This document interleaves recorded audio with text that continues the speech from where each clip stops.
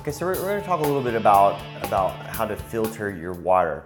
So the first thing you want to do is test your water that's coming out of your tap and see kind of what parts per million and what pH it is. The first thing you want to do is test your pH and see how high it is. If it's really high, that means you have a lot of hard water. Another thing is your parts per million. If your parts per million is 300 or more than likely you have hard water. Okay, so you're going to have to use what's called a reverse osmosis system, and this is what it looks like. Okay, a reverse osmosis system basically runs through a series of filters to be able to remove a lot of that hard, scalable water. That way you don't have to put it into your nutrient solution. Hard water always affects the pH levels and the parts per million levels of nutrient solutions. So you want to remove that. It's even good to even use this even if you don't have hard water, but people that do have hard water are required to use this just to get it regulated properly. Some of the pros and cons of using a RO system. The first thing is that obviously, so like I said, it removes any type of hardness to the water, softens it up and makes it to where it's usable. The second thing is that it doesn't really cost too much to do this. I mean, it's not that expensive, but it's worth it too as well. Some of the cons about an RO system is the fact that it wastes a lot of water. I mean, it wastes a lot of water, and also you have to fill up another reservoir with RO water before you can use that or use that water to be able to feed to your plants. So if I'm filling up a res and I have it pumping into an inline nutrient doser system, it's going to be really difficult to do that unless you have a pump behind this.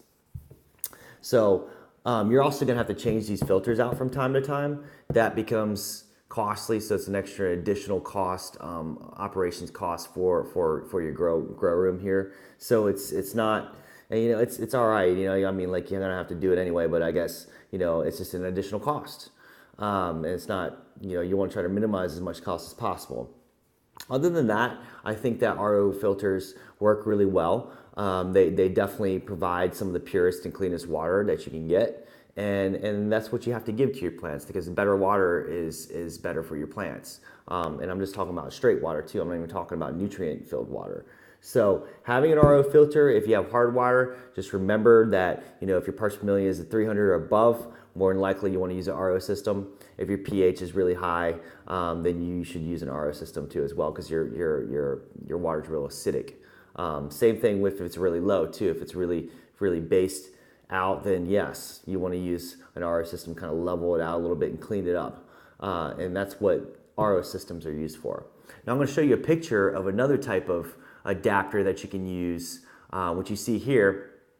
And this adapter is made by Omni Enviro, and it's called a magnetized water filter. Now what this does is it's got a series of magnets inside the adapter itself, and the adapter basically pulls that water through, and it magnetically stretches the water and it rearranges the molecules of the water to where it becomes less scalable. There's less minerals in it. It reduces the chlorophyll inside the water because it separates the molecules of the chlorophyll, and it makes it to where any nutrients that are mixed with this water actually get uptake faster because they're smaller molecules. Now, the most recommended method of using this is actually to put it on the end of where your feeder is. So if you have, if you're just feeding with a regular garden hose and you got a pump in the reservoir and you're just using with a regular garden hose, stick it on the end of the garden hose, then stick the wand on the end of that, so that way all the nutrients pass through that and they break down, everything breaks down and becomes more soluble